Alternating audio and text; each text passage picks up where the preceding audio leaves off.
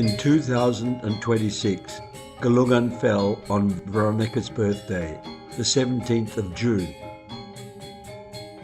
And I thought this was an auspicious conjunction and would be a time which I could welcome her back to Bali to visit. Galungan is a Balinese Hindu holiday celebrating the victory of good over evil and marking a time when the ancestral spirits are invited to visit the earth.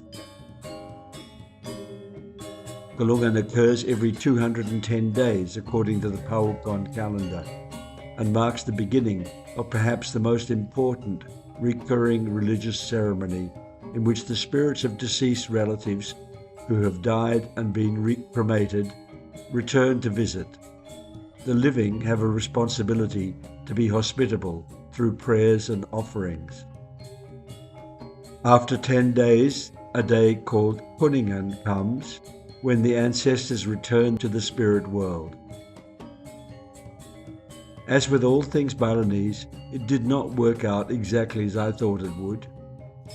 A pemangku was consulted, and he advised that the best day for such a ceremony was on the 12th of June, a day called Sugian Bali, which is a spiritually charged day in which a portal between the physical and the spiritual realm opens.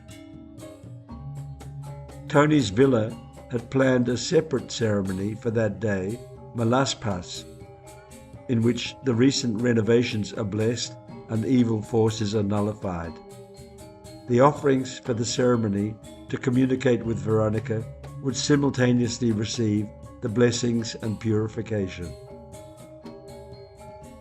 An altar was made, and the elaborate offerings were put out for the pemangku to invoke the gods to sanctify. The celebrants were blessed, and as they sat behind the altar, the offerings are arranged. The pemangku now begins prayers and mantra.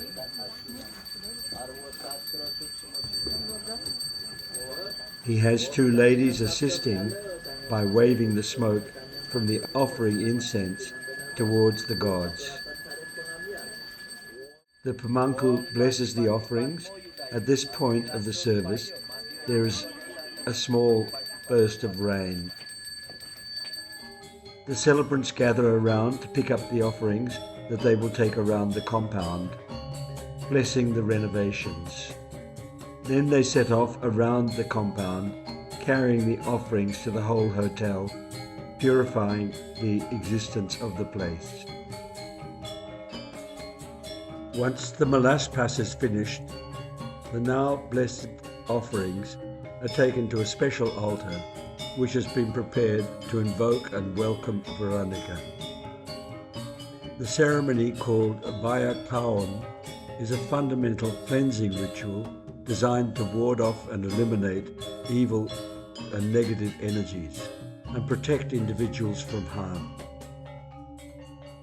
Derived from the speech Baya, which means danger, and Kaon, to eliminate, the rite purifies a person's thought, speech, and behavior before embarking on major life milestones.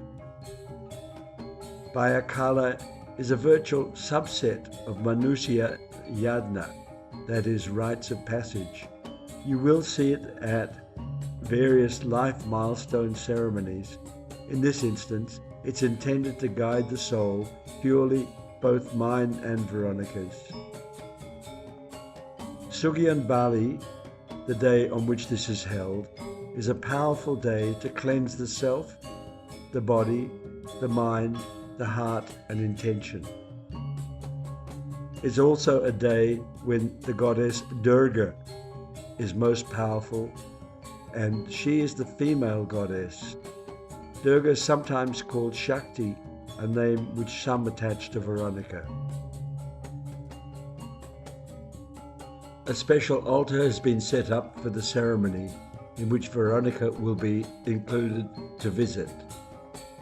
I'm seated behind the pemangku, and he begins the ceremony to contact Veronica.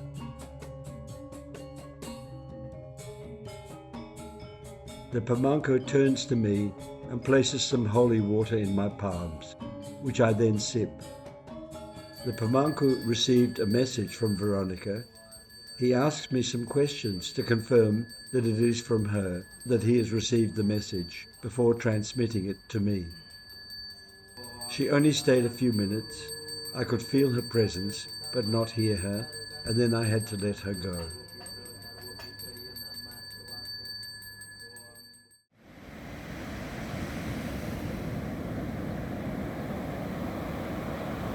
Five days later, on the day of Galungan, I went for a walk in the morning to one of Veronica's favourite beaches.